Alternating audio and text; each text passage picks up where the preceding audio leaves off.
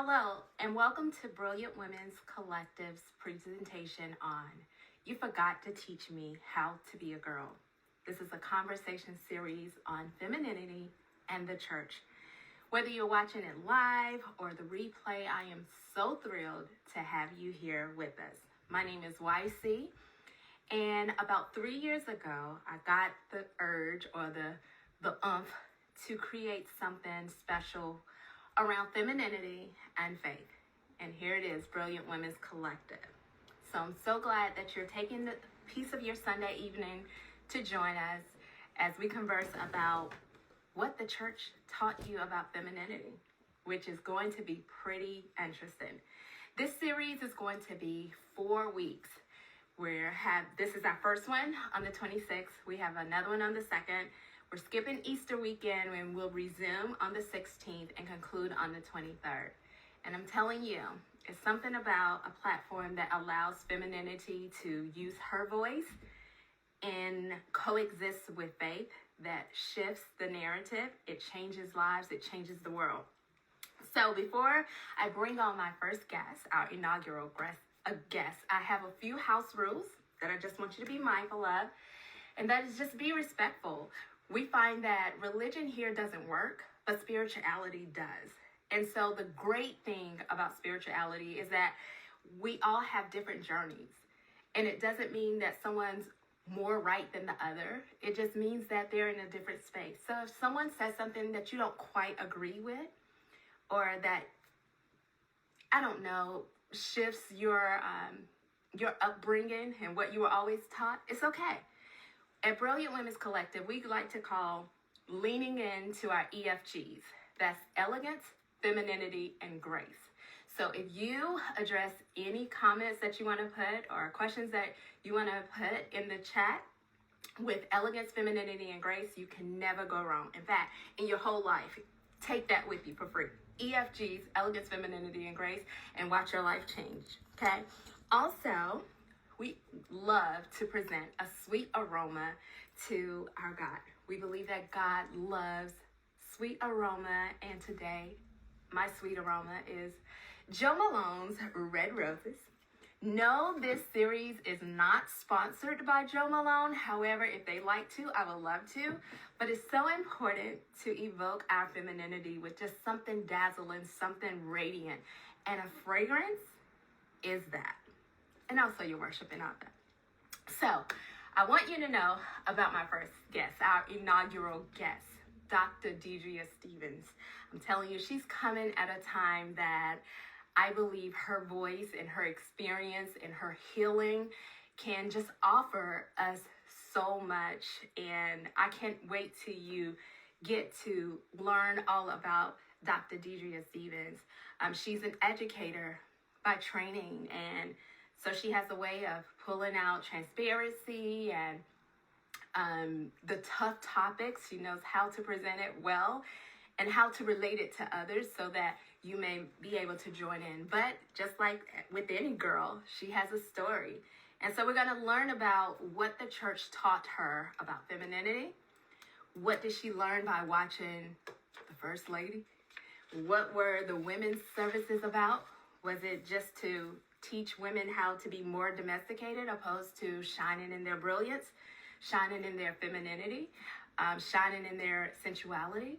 So we're going to learn all of that. And it looks like she just joined on, so we're going to bring her on.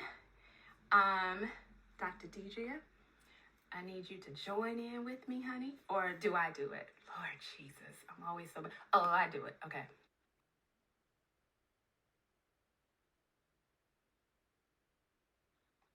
The first time I've done IG Live, so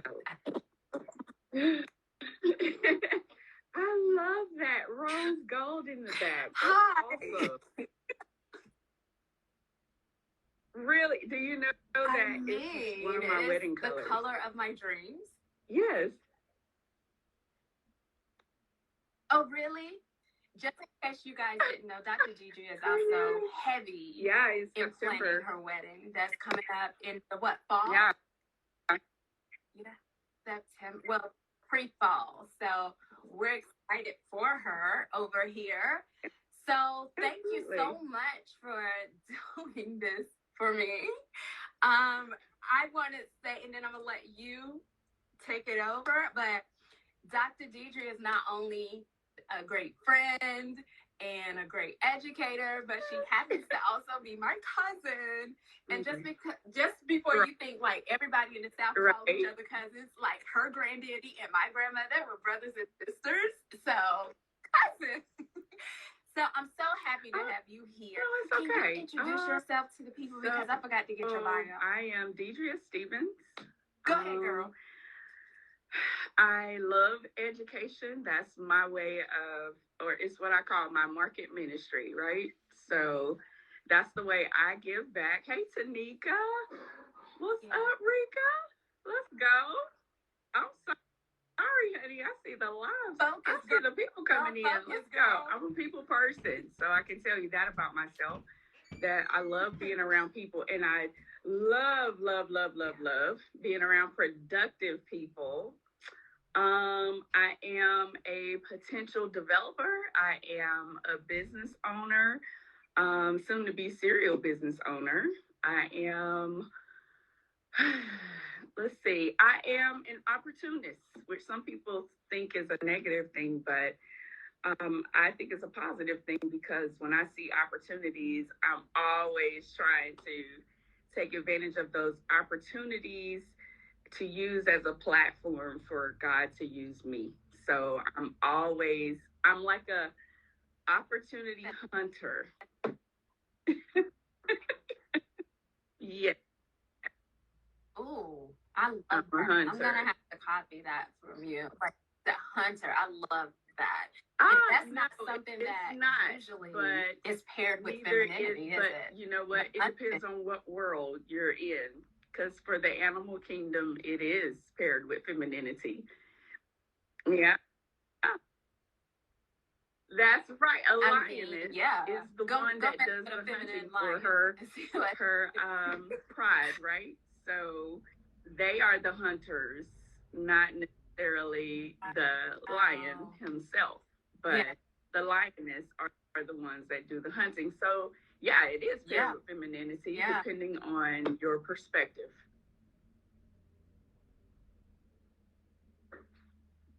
That's right. That's right. So we're gonna jump right in. I have some questions. However, the Holy Spirit can take her place anytime. So we'll let her do her thing. But for now, we're gonna jump right into question. How I like to start is going back to go forward. So we're gonna take you back to young Deidrea. Also, I was just getting ready to say that. If you're going to go young Deidrea, you'll have to say Siobhan, because that's who she was mostly Siobhan. Okay, Siobhan. We're going to go back to Siobhan. If I say that, it's her. I'm talking about her. Just like if she orders out Yodi or Yo-Yo, it's me. Okay? So, all right. So, tell me about growing up, and what did you want to be when you grow up, when you become a grown woman? What did you think you wanted to do? A doctor. I thought I wanted to be a doctor. Even though I played school a lot, right? I had a chalkboard, I had a classroom, I had teacher edition books, right? And the student edition books. Let's go. I sure did. Yes, ma'am. Mm-hmm. Yeah. I had a ruler, like yardstick. I had all of that, honey. So, I had all of that. Mm-hmm. So, I was just getting ready to say. So you liked being in charge, even as a young girl. You better shut your mouth up in my class. Stop talking in here. I said that often. Oh my gosh. No. Yeah. I'm the only girl. Were you playing with someone, or it was your imaginary students? Who? Okay. They were two. And your brothers didn't want to play with you? My baby brother wasn't here yet. Your brothers. Right. So it was just Jamon. And Jamon was playing basketball, and he was shooting. So I was pretty much by myself. Okay. So But you know what's so interesting is that you started out saying you want to be a doctor, but Well, you played school. So I think you kind of you have your doctorate now. So you kind of achieved that, right? As they say, it manifested or whatever. And so when you used to, because I want to connect those moments of Siobhan and femininity when she when she realized, like, I'm a girl and not just was told, like, okay, you're a girl, you're supposed to do X, Y, Z. Did you ever watch television and find like feminine actresses that you were just so connected to, or maybe even cartoon characters that were feminine and you just connected to them? And what was the connection for you like? I was just getting ready to say the Misfits. Jim and the Holograms. What? Yeah. For those of you who don't know, Jim and the Holograms, we're not aging people. The but Misfits. They were a singing group, and I don't know why I was fascinated with the Misfits. Let's hear this. Right? Because I should be fascinated with Jim. She was like the good girl or whatever, and she was the one always trying to overcome. But for whatever reason, I love the Misfits, and I don't know why. I love Jam though. And I love when she changed her clothes and stuff. Like, that was amazing. The earring, yeah. I thought that was amazing. The star, huh? The star on her, yeah. That the you couldn't wear. I couldn't wear at that time. Hello, Monica. At that time. Yes. Oh my gosh. So were there any human actresses? Okay, that Claire Huxtable. Let's go. She was like she is my she animal. Okay. I love. Okay. So what do you think that was that drew you to her from a girl standpoint? Loved the dangerous grace that she had. She was able to be she was able to be aggressive but with grace. She was able to manage her household but with grace. And she was a working woman, right? And she was like a lawyer. She was super brilliant and smart. But she had grace. She wasn't abrasive, if you will. Her timing was perfect. It was always right. Everything she did was always at the right time. And with the right amount of force.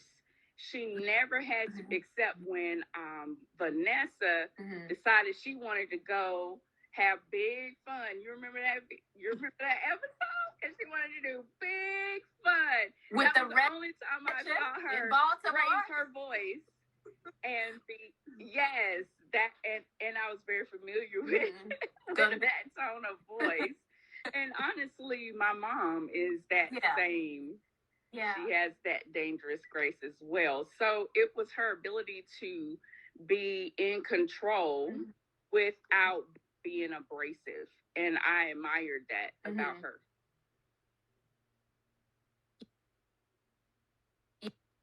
Yeah. So as young Siobhan is growing up in her church, I went to tell me about different churches. Young church. Actually, where did you probably grow up going to church? Story maybe similar to yours, maybe not. But my mom wanted us to be part of the church and be active. So she allowed us, or she placed us in two churches because we lived about 45 minutes from our home church. So our home church, our family church, our church. Okay. My church and your church consisted of just family, right? And I mean family. So for those of you who are watching online and you say my family church, in my family it's different. It really is a family church. So from the back to all the way to the door, everybody is your cousin or your aunt or uncle or whatever. So, and it was always jam packed. I I loved the church for Right. the foundation that it gave me, but it did not allow me an opportunity to be involved until I met their criteria. So my mom allowed us to go to another church. So our family church was apostolic, and you know how that is. You know, they have high expectations and strict criteria for everything. Unless you know the Lord and in the pardon of your sins and are speaking in tongues and understand all that, then there is no life for you as a kid in church. So my mom was very intentional about allowing us to go to a non-denominational church where we could be part.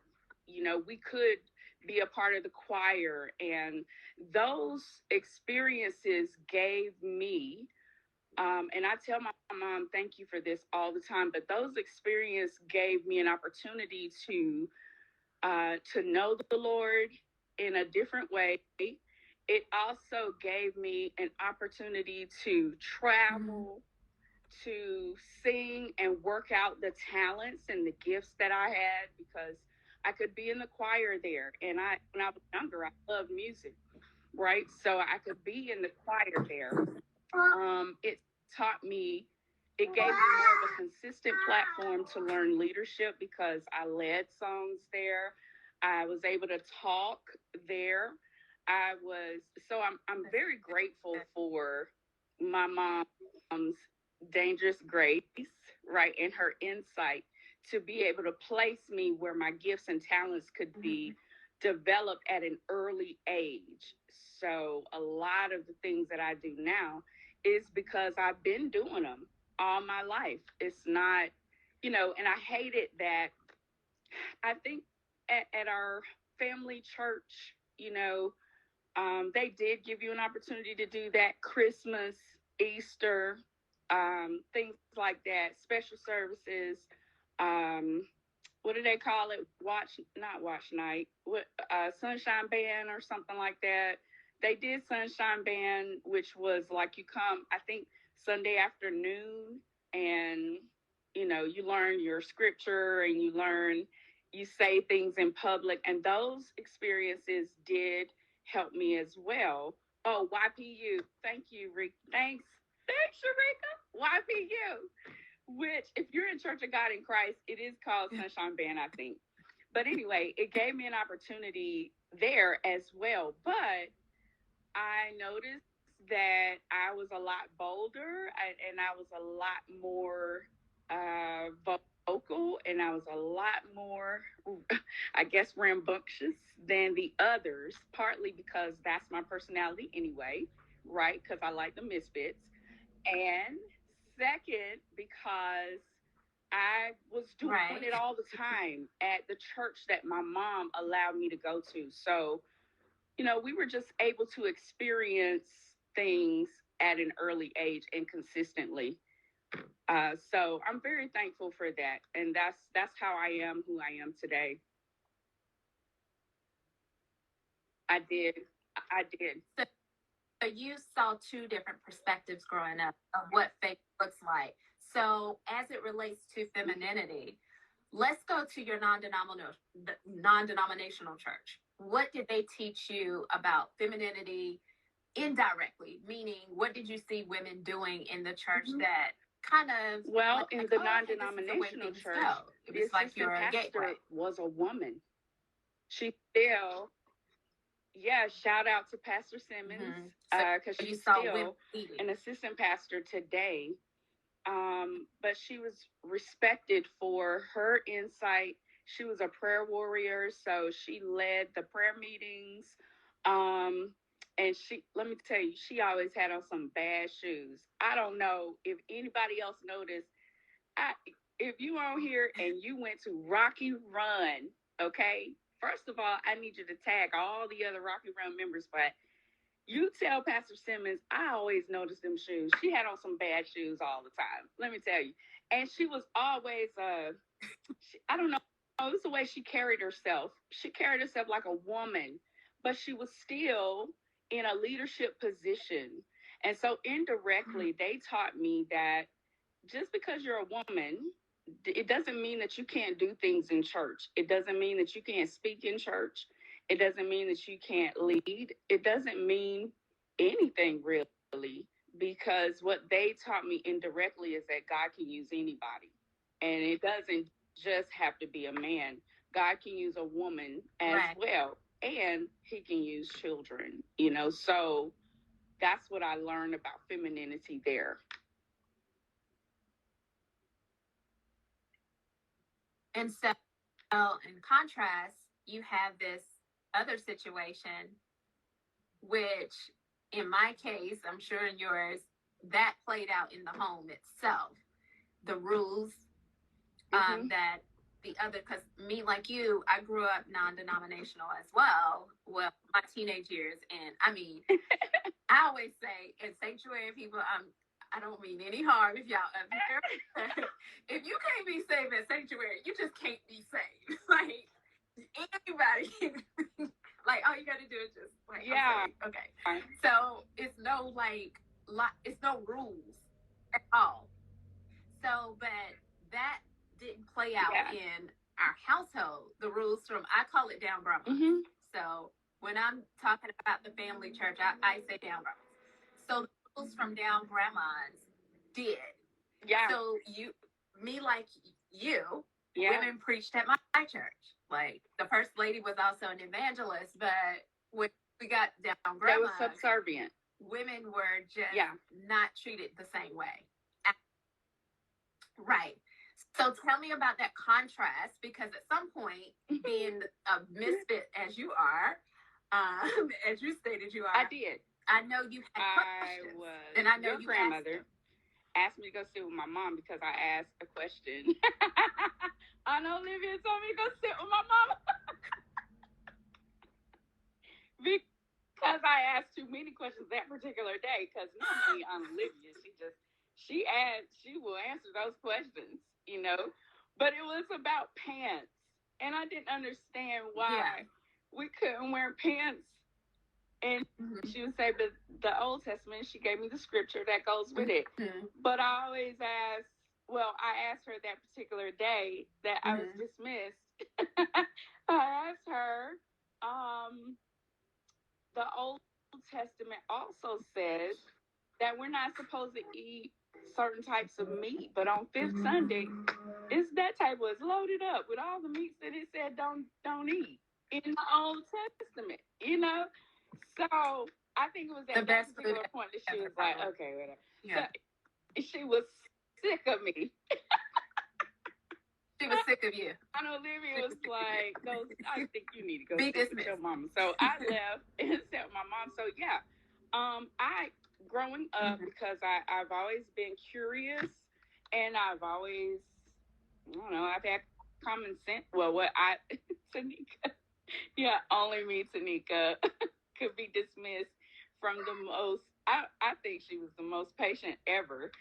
So she always answered our questions. But that particular day, she was like, you need to go sit with your mama. I think I was turning the doctrine upside down that day. But anyway, what was I supposed to be answering? I got off task. Right. Yeah, you were talking about between the two environments. You started to notice, I'm sure, the difference between the difference, that the women were more docile, maybe. In public, let's say in public, they were more docile. Right. I don't know if they were as comfortable being in that position, because behind closed doors, there were a lot of things that I heard that was also in contrast to what I saw in public, right? But the women there were limitations.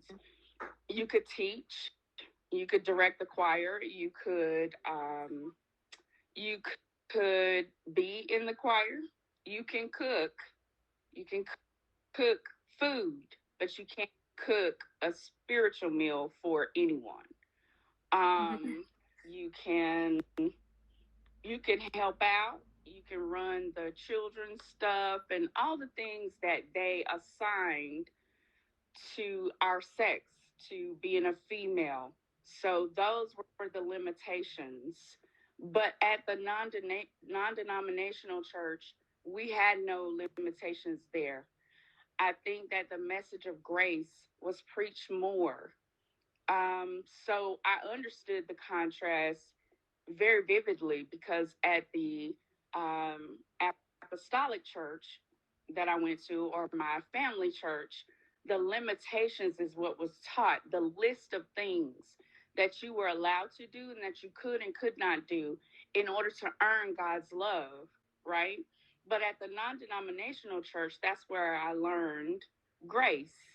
I learned that you can't earn God's love, that that's something that you just have. That I mean, it doesn't matter what role you play. That you can. There was no cap. There was no limitation at the non-denominational church. I am positive as a kid, if I went to our pastor and presented something that I wanted to do, I'm sure Bishop Flowers would allow me to do it. Of course, with adult supervision, but I'm sure he would allow me to do it.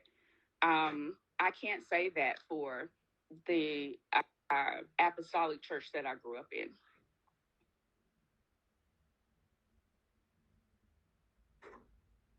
And so yes.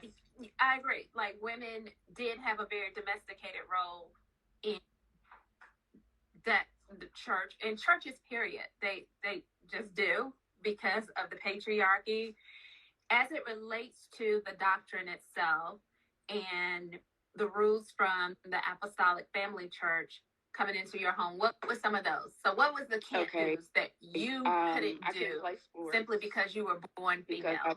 I did. I wanted to play volleyball, and I wanted to get did you want now. You know that. What did you want to play? I wanted to play volleyball, and I was pretty good too. My PE teacher actually recruited me for volleyball, but I couldn't. God. I was told to let them think about it, which I know what "let me think about it" means. It means no.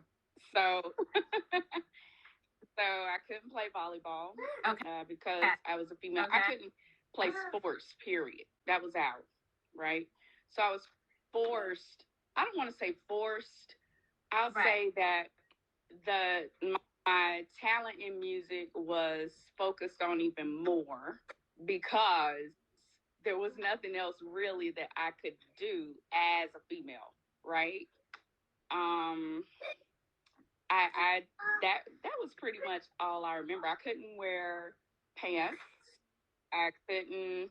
My mom tried to keep the rules of our house as close to Beulahville as she could, and because we were like 45 minutes away or so, she did allow some things, but not a lot of things, right?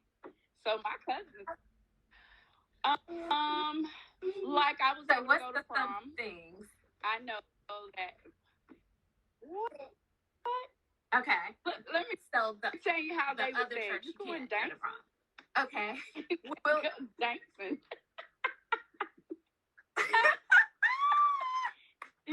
No, you can't go dancing. God. No dancing. That is so true. So, I was able to go to prom. I was able to participate in like musical competitions. I was able to do, there were some things my mom allowed me to do as a kid. But if it was too far out there now, or if it was going to make me more different than the girls in Beulahville, then she wouldn't allow me to do that.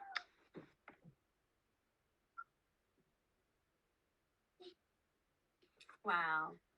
So, as femininity relates to the doctrine, you couldn't wear pants. You couldn't play sports because you would have to wear shorts. It required travel, right? Pants, because I would I'm assuming. Well, I would have to travel and be gone. Oh, you could travel away from my mom, and the boys might be around, and it's okay. I'm an educator, so if you notice, I just keep talking because I don't. I'm not bothered. My fiance always he always asks me like, "How do you tune them out like that?" And I have no idea. It's just I just can. But anyway, no, you couldn't. To go away just meant that the supervision was not there, right? So I could get entangled with boys and all that kind of stuff, you know.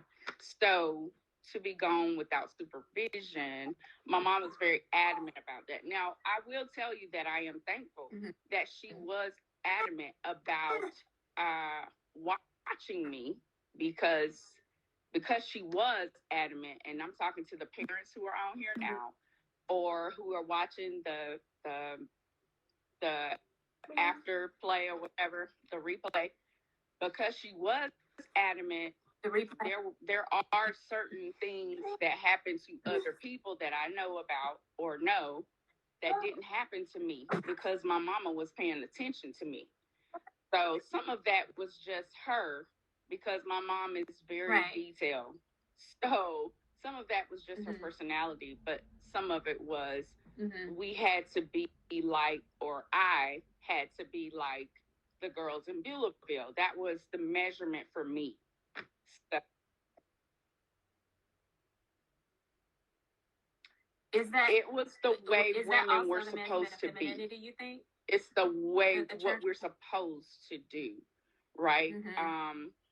And I was trying to keep this experience until your later questions, but I remember I was invited to a women's retreat. I was in college at the time. I think I told you about this, but I was in college at the time, and I was invited to a women's retreat, and the questions that were being asked there were just amazing in reverse. Okay, I know.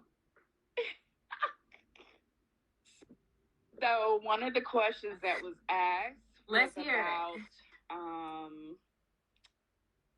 why we can't wear sleeveless shirts. Now, mind you, I'm like a 20-year-old or something. Yeah, you all the way out of bounds, Yolanda, with that. You are out of bounds, okay? Out of order. So someone asked the question, why can't we wear sleeveless shirts? The response was geared towards because your underarms look like, with the hair, makes your underarms look like your vaginal area. So you don't want to tempt a man or make him fall. So we will wear, that's why we don't wear the sleeveless shirts. Now, look, I'm an educator, so I get Rika. So I get that period in time where that was the paradigm for that period in time for women, right? But what it said to me was that as a woman, I'm responsible for a man, um, for his spirituality. Like if he falls, he didn't choose to fall. I made him fall because of what I had on. Now, I'm not opposed to a woman being dressed, and taking care of herself or whatever. But I am opposed to things being my fault as a woman because you decided to act out your animal instinct. I don't think that is my fault, but that's what was basically being taught to us, is that it is our fault. So did you give into that notion at some point? Because you're not thinking like you're thinking now then. What? No. You were? No. So you never believed like, I wonder why the conversation wasn't. That was ladies, my let me show you how to shave your underarms. First of all, why do you have hair under your arms? What? Yeah. I've been doing that since. So you were already shaving under your underarms? I was you said in college. When was this? I started shaving under my underarms when did you start shaving grade. Under your underarms? She did, but she was not approving of it because, and this is a totally different live, but it was about difference, right? Understanding difference. Well, I think my mom didn't realize that inherently I understood difference because I grew up in two different environments. My mom and dad were two totally different people. One Right. one super spiritual. Jesus' best friend, right, was my mom, and then on Yeah. the total Yeah. opposite end was my dad, who he was not, you know, he wasn't into it like that. He was into Yeah. business and productivity, making things better, you know, that kind of thing, entrepreneurship. That was my dad. So they both had two different priorities. I Yeah. inherently understood difference, right? So when it was time to shave my underarms, my mom, Yeah. she never wanted to be out of the loop with her family. It's always about what the family thought. It's always been Mhm. about that kind of, you know, like she wants to be included. She still Yeah. goes to dinners every first and third Sunday now with her siblings and spends time with her siblings like, you know, that's just how she enjoys herself. And I respect that. But when it came to me shaving, Yeah. she was not as hairy as me. Married my dad, who is very hairy, and that was Mhm. me. Mhm. So, in seventh grade, Yeah. it was time for me to shave, Yeah. right? And so that's what I started doing. And she was not, Mhm. she didn't understand that. She was like, Black people don't shave. Well, that's not true. But in her world, it was.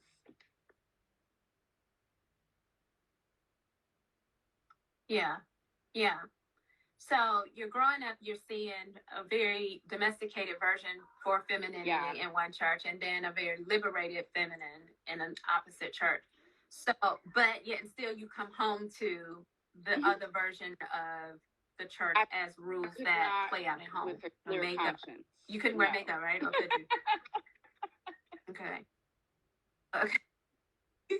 Makeup, no earrings, pants, just the things that a girly girl is just going to gravitate towards anyway. And so at some point, and because I like to make sure that we're always transparent up here, because I don't want things to be sugar coated for people, because people are going through real things, you know. At some point, I remember it being a thing with Siobhan having glossy lips, Vaseline, right? And that kind of says sultry, I guess, to the religion, and teetering the lines of Jezebel, which was just a no no. So what gave you the audacity then to go before everybody else, all your other cousins, lip liner and their regular lips, and yours my lip are poked out liner with and Vaseline. Okay, so your lip liner and Vaseline. What gave you? I think what did give me the audacity? Honestly, Yo, I really think that it's it was my personality. I think that parents don't understand sometimes that, you know, you have kids, they are not you. They are not you, and they have their own personalities that are that they just have their own personalities that will be later used for something else that they only were designed to do. And I think that my mom, even though I think my mom did a great job raising us. She did an excellent job, I believe. But you know, as a parent, I was reminded it's always a parent's first time. Every day is a parent's first time, and I just think at during that time, I don't think that she was just aware that each person is different, that I was different. So because I was different at that time, I didn't know I was a creative. I didn't know that, but I knew that there was something different about me. So I am naturally a trailblazer, which means I push boundaries. it means I do think outside the box. Like, I don't even see a box. You have to make me aware that there is a box. I am Yeah. curious. I'm going to ask questions. Yeah. It doesn't mean that I'm defying authority. Yeah. It means that I'm really trying to figure out what is happening. I'm really trying to understand, right? And I do honor common sense. So you can't feed me a magical solution and expect for me to digest that as reality. It's not. To me, it's not. I do believe in processes, methods. Like, I do believe in those things. So I am going to want to know, how did this come about? How did more like a life scientist, right? Mm-hmm. Trying to figure out what is happening here so that it Mm-hmm. feeds my creativity and I'm able to come up with a more improved solution. But that's my personality. Mm-hmm. So when it came to makeup and it came to earrings and things of that sort, I didn't understand. And I read the Bible too because of that, right? So I started reading to make sure that I wasn't being fed some fluff. And it turns out I was. So Right. so I didn't see where you couldn't wear makeup. I didn't see that. I didn't read that in there. So to me, I kind of gained my freedom as a kid. I gained my freedom because I didn't see it in the Bible. So you can't come and tell me that I have to do that. And then I started understanding, people who are preaching, the era that they're in now, or at the time, we had a lot of messages that still carried on from slavery. Um, and I knew that because I also understood history, right? So I knew that these messages, this sounds like messages that are coming from slavery. And during that time, slaves were illiterate. So you're trying to make me adhere to a rule that was designed by a person that was illiterate and couldn't read. And I'm not inclined to believe that this person was inspired by the Holy Spirit when God honors like understanding, when he honors knowledge, when he designated those things as gifts from him. So I, even at an early age, I understood that. I understood that if God is saying that my people perish for lack of knowledge, well then you feeding me this is not, it's not sufficient, and you need to go back and do your studies. But that was just me. So I was liberated and I felt like I could do it. Yeah. And I enjoyed even before I did it. I understood that I could you did it. And I enjoyed watching people who had put themselves in bondage and didn't have the knowledge. I enjoyed watching them not like what I'm doing.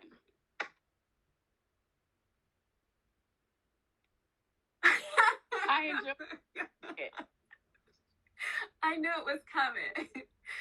So you embracing femininity because you also, if you never bought into the doctrine, then you also didn't buy into because I'm a girl, I have to do X, Y, Z. So did shame ever come into your world? Yeah. Does shame ever come into play because of your femininity? I'll say not in public. I'll say that. I think the only time that I felt shame from my home church was when I was pregnant out of wedlock, right? And let's go. Let's go, girl. You want to talk about that, or I can talk. I like talking. Don't give me. We'll talk about don't give me the talking, honey. But yeah. So when I was my first year in college, I was still dating my high school sweetheart, and I got pregnant. I'm assuming everyone on the live knows how women get pregnant. So we won't go there. But in any case, I got pregnant, and Yeah, I think no. I was 18. It was my first semester. Because I was anemic, I lost a lot of blood during that miscarriage, so I had a miscarriage. But because I was pregnant or had been pregnant and went through the whole miscarriage and everything, in order for me to return to the choir, I had to apologize in front of everybody at church, right? And say, basically, I don't even know what I was supposed to say. But like I said, I went to two different churches, so I understood grace. And I had already, in my secret closet, talked to God about what I had done and asked for forgiveness or whatever and moved on. And one thing about me, once I know the truth, it doesn't take me long to act it out, right? So I understood that, hey, these things happen, and I was done with it. And I think that it bothers people for you to be able to move on. I think they want you to wallow in shame for quite some time and hold your head down and be beaten by your surrounding for a season. They're not that you die, but they just like, I don't know, there's a secret there's a secret liking, for lack of a better word, to see someone else hold their head down in shame. Well, I think before you go on, I think what it is shame is redemptive grace to them. Right? For you to be shamed. The same thing. But I was raised, remember I said I understood difference, right? So I was raised in a house with an entrepreneur and Jesus' best friend. My dad has incredible confidence, confidence. And his interaction with us was about nothing but having confidence, right? So shame, I was not, I never allowed myself to wallow in that shame. As a matter of fact, I spoke up for myself to say, I've already gotten this straight with Jesus. I mean, I don't understand why I would have to say apologize in front of the church when a lot of them are doing the same thing I was doing. It was, but nobody knew about it, So because mine was, you knew about mine because I don't really do secrets. So you knew about mine. And because you knew about it, I have to apologize to everybody. I thought that was inappropriate. I thought that was not appropriate for what was happening. And I stood up for myself and also left. I felt like, see, no. So you didn't apologize. See, the grace. I was in front of the church. I was about to say a cuss word, but I'm not going to do it. So what did you do? I've been redeemed. No, you're fine. So yeah, so I couldn't be in the choir. That meant you couldn't sing any longer until I got that right. So, and I get it. I understood that was their protocol, but I also understood that I didn't have to abide by their protocol, and that there were other choirs to be in, and there were other places to be, because I grew up in two different places, remember? So I already knew this ain't the only choir I can be in. Right. This is not, the same thing for the gospel choir in ECU, right? So I was in the gospel choir in ECU. They knew I had gotten pregnant or whatever. And the person that was over the gospel choir at the time, I call her my godmom, Deborah Dixon. She actually moved me into a place of healing and acceptance again. And understanding, brought me back to the understanding of grace. And still, like, after everything was over, it was like a season of healing and pouring into me and bringing me back to where I was before. or even further, But at that time, I didn't understand that. I think my older self understands why some things must happen. And those things that must happen will sometimes be out of compliance with society's rules and expectations. But in order for you to get to the platform that God has for you to be able to shine, you, you'll have to go through that season of being a misfit, right? I'm naturally a trailblazer. So a part of that personality is being comfortable, being uncomfortable. And so a lot of things happen, and God takes all things and works them for your good. It doesn't mean that your season is over or that it'll never come back around again. Like all this BS that people are feeding, other people. It's not. Those things are not true, and I know that because of my own life and what God has done for me. So, yeah, that's where I am with that. And so, as it relates to femininity, looking back now, since we've gone back and we're gone forward, how do you define your femininity? How does it show up in such a male dominant space? In your world, how I think does that femininity pronounces for me is only a thing when someone reminds me. I don't think about whether I'm acting out in femininity or not really. I do enjoy being a lady. Like my fiance, sometimes I'll tell him, I don't want to do that. I'm a lady, And so I enjoy that dangerous grace and being a lady. In my in the superficial things like the way that I dress or the way that I carry myself, the way that I walk into a room with the confidence, quiet confidence, right? The way that I'm able to make changes using what the feminine traits that I have, right? There are some things that I can do that a man cannot do, because he's a man. There are some things he can't say that I can say because I am a woman, you know?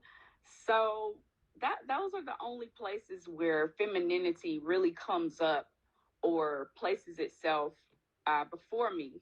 But other than that, I usually have to be reminded that no, you're a woman, so you can't do this because it doesn't filter in me that way. All I think about is what have I been called to do? What did God say I'm supposed to do? Like, what is my purpose? And that's where my confidence comes from. It comes from being sure that He called me to this. And so there's nothing anyone can say. I'm truly an ambassador here. And so I go out and do what I'm called to do. And I expect for the way to be made every time. I expect for the opportunities to show up. I expect for the door to be open. I expect that every time I go, and I don't filter it through whether or not I'm a male or I don't filter it through my femininity. I filter it through this is what God called me to do, and this is what I'm gonna do.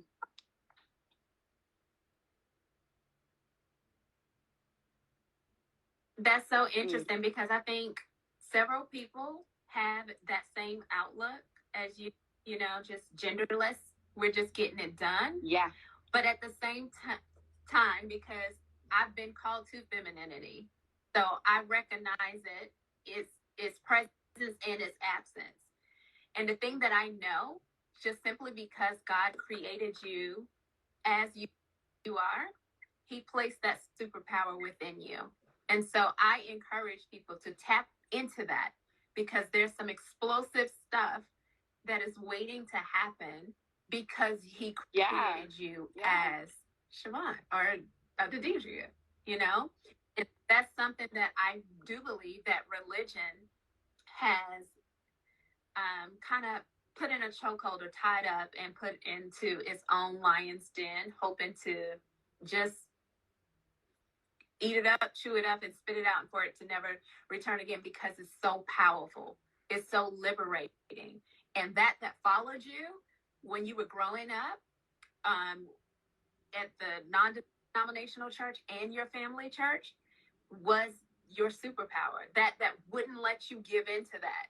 Something that is, you're defining it as dangerous grace, is your femininity. It's the femininity of God working through you and working within you. It's a tool. And it's such tool, a beautiful actually, regard, I believe. when you tap into. I would encourage, and I love this about you. I love that you are bringing out the femininity aspect of our journey. And I believe that there are no limits on it, that it's being viewed as a limitation. And it's not a limitation. Adam was made first and then Eve, but that doesn't mean that she's not an upgrade.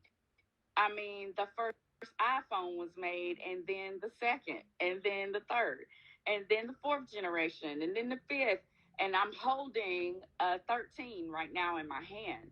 But that doesn't mean that this 13 is subservient to the first iPhone that was ever made. It means that it is an upgrade to the first one that was made. There are things in a woman that has been placed there that is not in a man, that a man cannot do, you know?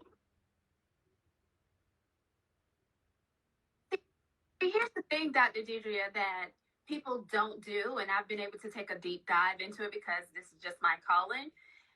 When God created Eve, Adam was asleep, so he doesn't know anything, right? So a man trying to tell a woman how to be and how she should, what femininity is wildly a joke to me, because you're asleep, you don't know.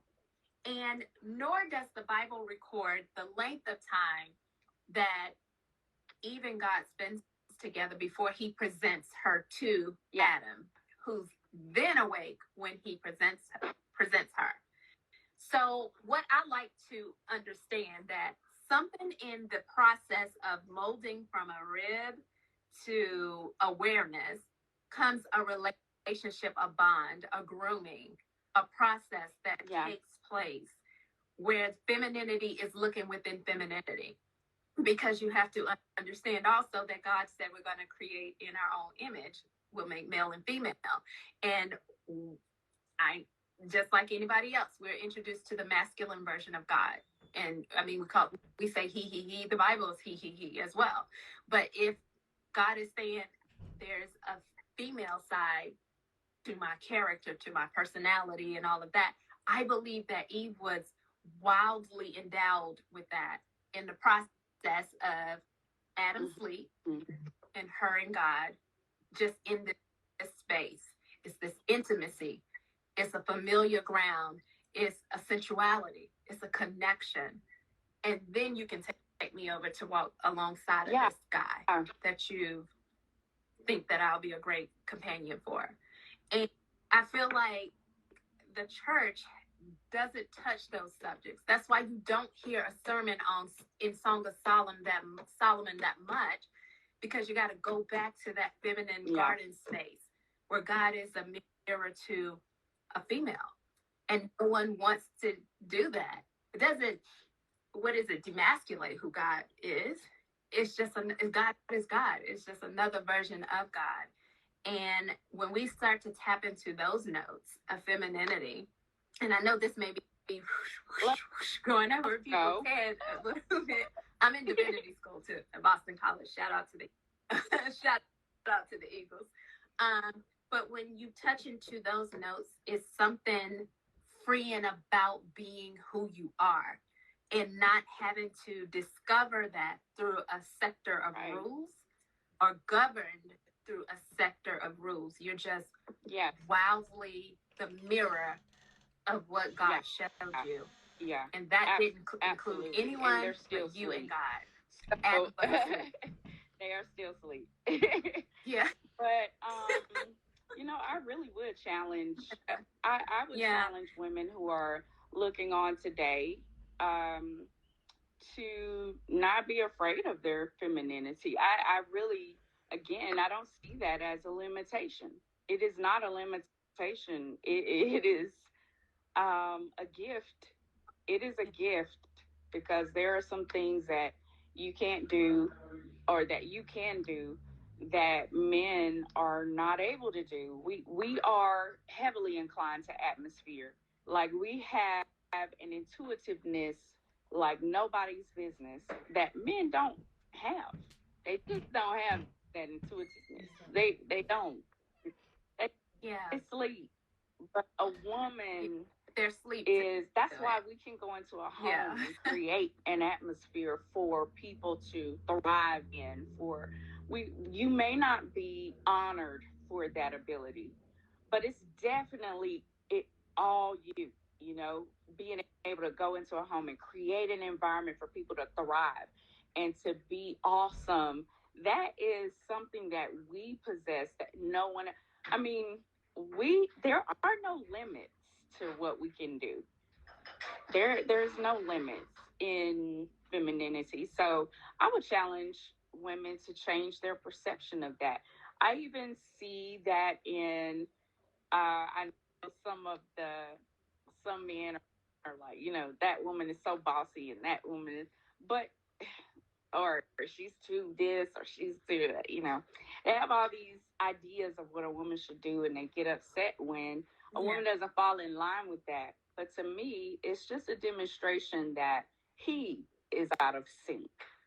Because if a woman who is designed to assist, to help, to birth, to bring forth, think about it. There is nothing on this planet that we did not have a hand in. There's nothing. There is no great leader or amazing school or, any opportunity, any man that you see. There is a woman somewhere that was influential in his space. There's a woman somewhere, you know? And so that's what I feel like as a woman, that's what we have. We have that gift and we have that talent. We're able to poke and prod for purpose. We're able to do that. When you get mad at us because we're not doing what you think we should be doing, a lot of times that is just totally, he is out of sync. He is out of sync. And when you implement your actions and do your thing, it reminds him that I'm not where I'm supposed to be. I'm not doing what I'm supposed to be doing. I should be here and I'm not here yet. And look at her. She's doing A, B, C, and D. I should be here. And so I just feel like there are so many aspects to femininity that is beneficial not only to your significant other, your family, but to the world at large.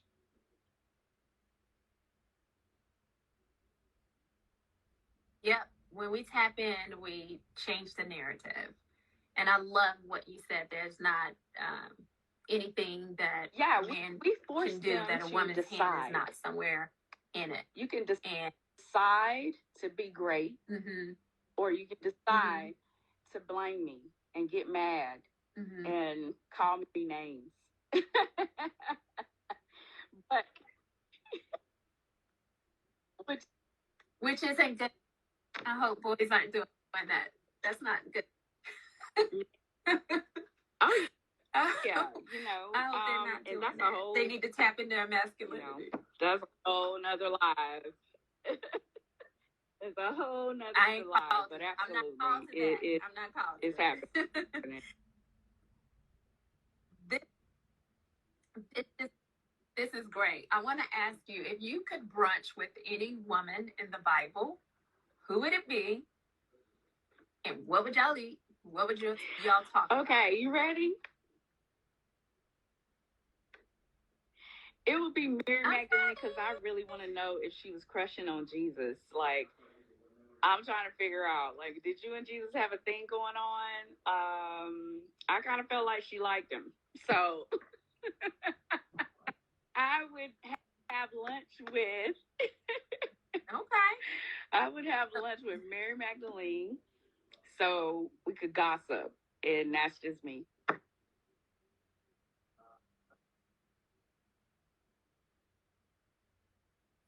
Okay. I mean, somebody got to have brunch with her. Bree, I love what you're saying here. And sometimes men are not taught to honor women growing up. And it takes a super patient and confident to slowly change that perspective over Bree, time with her confidence. I was telling Bree, that's and if see, you that's care. what I'm afraid. Right. Bree does care, because I'm reading her comments. Well, Bree, let's say Bree cares. And I know she does care. But every woman has a different personality. Like me, she sounds like a person that is very nurturing and has that patience and time to do that. There are other women that are like, look, dude, I don't know. You are not my assignment. Let's keep moving. I know. Yeah. But see, I'm kind of like Bree in that, like, like the confidence is up for grabs as off the insult of anything. I don't know, but it takes that. That's why I preach tap within, because that femininity within you is a superpower that no rule can shun. Now, what Bree may have experienced are people that have come from a very indoctrinated playing field where it looks like this and it looks like you, and maybe that dangerous grace wasn't present or available at that time where she could be as tough as you are with it. Like, girl, who cares? Understand my place, right? So a midwife is for people who are pregnant, right? Yeah. To help you get through your pregnancy. That's what a midwife does. Gets you safely through your pregnancy. Mm-hmm. Well, if you're not pregnant, then you don't need a midwife, okay? You need a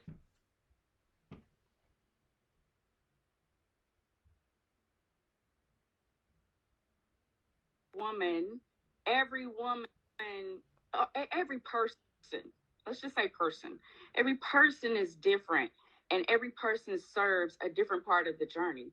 So in the same manner that a midwife serves people who are pregnant, and thank you for inviting me to this live. I really am enjoying myself today. But in the same way that a midwife is purpose for a person that is pregnant, right? To get them through the journey of pregnancy, there's somebody before they get pregnant, whatever they're focused on at that time, there's somebody for that process. So I'm just saying, I am the person. I show up when you're pregnant, and when I see that you're not pregnant, let's go. I'm moving on. That's not for me. That's not for me. She's the fertility clinic, maybe. So she helps them to get pregnant, right? And we need her. We need that. Yeah. Absolutely. Right. But that's what I love about femininity. It doesn't look one way. So we have the lionesses like you, and then we have the doves. Maybe like myself and Bree, like we're not out there hunting the wild. We're not doing that, but we're still flying and beautiful and regal. We're not doing those things. And that's what I want people to know about femininity. There is no just one handbook on how it goes. It's so vast. And it's definitely, let me also insert this too. It's definitely more than just putting on makeup and a dress and a long wig. Like, it is way more than that. That can cover up. Like, we can talk about that another time. And chances are that's covering up shame. That shame is operable in that, opposed to wildly femininity. Like, it's Shame is probably doing some things that are allowing you to tap into that. And those things are great. I love that. I love makeup. Right. Love. But that does not define my femininity at all. Not the only thing at all. Because boys wear makeup too. On TV, I was at the ACC tournament and I was sitting beside. They've been wearing it on TV for a while. I think it's branched out into just regular wear now. It did, but I didn't want to go there with them, so I'm just going with the TV. But yeah, if you guys have any other questions for Dr. Deidrea, I'm going through the comments. Put them in the box now. We'll try to get to them and get ready. Okay. As we get ready to conclude. No, but I'm this has been really fun. Okay. Yeah. I have a fun round I would like for you to do with me as we conclude. And if someone has anything, we'll pause for sure. So what song do you have on repeat right now? No, I don't really have a song on repeat. I have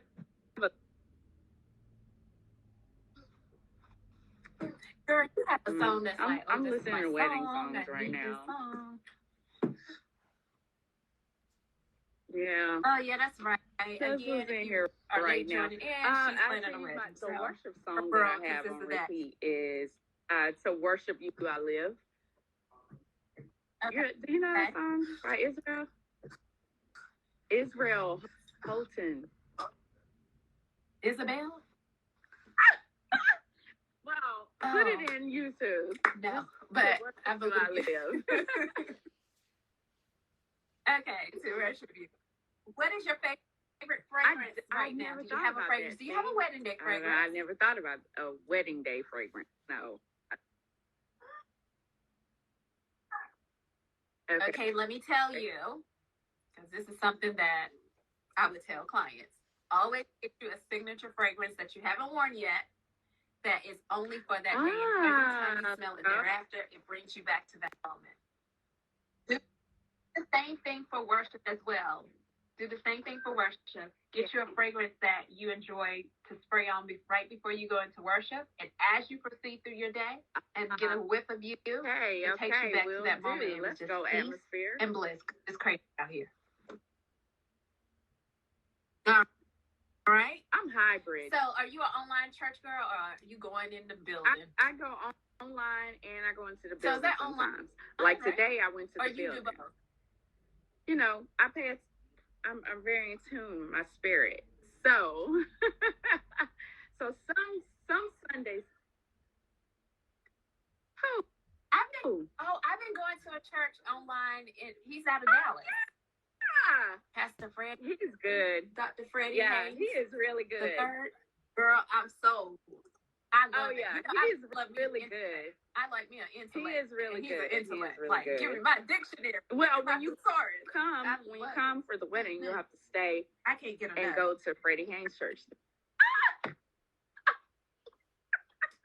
Oh, it was already on my agenda. Like, I'm going to church.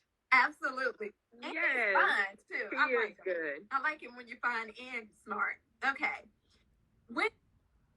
When do you feel the most feminine, Dr. Deidrea? When do you feel after I had the most feminine? A significant other? Okay, I'm gonna do both because you have some people who are single in your life right now. Are with someone. When do you feel so before I felt most feminine when I would send myself roses, right? To my job. I was working at the time, but I would send myself because one day I was thinking, I want some roses, man. I don't have nobody to send them to me. And then I thought about it. I said, look, what am I really after here? I'm after a particular feeling. So I can give that to myself. So let's go. I called and ordered some roses and sent them to my job and had everybody saying, oh my God, we didn't get those ones. I was like, oh, I don't know. Someone really loves me.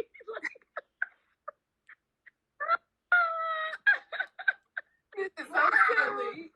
This is so crazy. But now that Oh I my have a God. significant other, I feel most feminine when he affirms how beautiful he thinks I am. So I feel most feminine then. I also feel most feminine when he's like you, Yo-Yo. He's really into clothes and all. Like he's that guy. So I feel most feminine when he enjoys what I wears and when he talks to his other friends about how he's proud of me, and when he speaks well of me, I feel most feminine then. Yeah, he is sweet. Oh, thank you. I feel like I deserve it. You deserve it. Ooh, red. Are you a red lipstick girl or a nude lipstick girl? It just, especially Why matte red? red. Like, I love the way it looks. I don't know. It's just, no. Well, if I get lipstick, I'll usually get MAC. I don't know. MAC. I don't. So I is that go Ruby in Woo? and say, look, I'm looking for You A, know B, the C, and name D. of And they'll say, it? okay, well, they show me, and then I try it on, and I like it, and I leave. Y'all, I'm not difficult.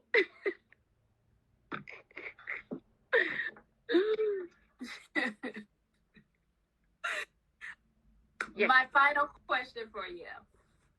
You ready?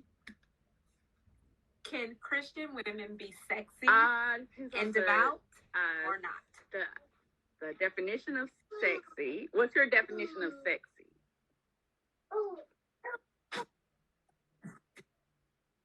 I'm just very wildly aware that I have done. And what's your definition of devout?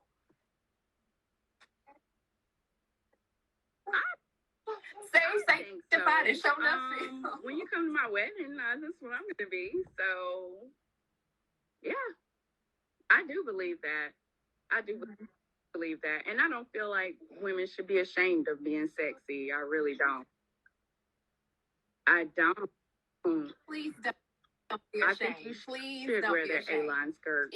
And I think you should buy your size. I think you should. Yes. Get your undergarment. Yes. I think that you shouldn't wait until you lose weight to look sexy. Just buy the daggone girdle. Put it on. Let's go. Okay? I mean, Skims will suck all in. And yes, Melanie, Christian women are sexy. We agree. Don't be afraid. No. Yeah. I think this is great. I'm so honored that you shared your Sunday evening. Right, and I woke up late with me, girl, even though you're an hour behind me. And what for? But I was gonna sit down, do my makeup and everything, and I was like, oh wait, no, you don't. Oh, well, thank you. It was like 4:58 here. I was like, oh my God, I have to get on. You're so gorgeous. Yeah. I just thank you for this. This is the conversation that I think God wants in the earth. This is the tone that liberates, that offers healing, and our transparencies, our conversation, our discourse allows for women to become their true selves outside of the patriarchy, outside of the doctrine, and inside the realms of femininity as God created. And I'm glad you shared this with me. Any last words you want the people to know before we go? I'll reiterate. One, be you. Don't waste time being anybody else. Be you. Be confident. The ideas, the thoughts that you have. If you're in an environment where they feel like those ideas and that confidence is weird, move. Go somewhere else. Because there is an audience for you. There is a group of people for you that want to be around you, that want to celebrate you and not tolerate you. So find where you are, celebrate it, and stay there. You'd be surprised how awesome you are when you are in an environment with momentum.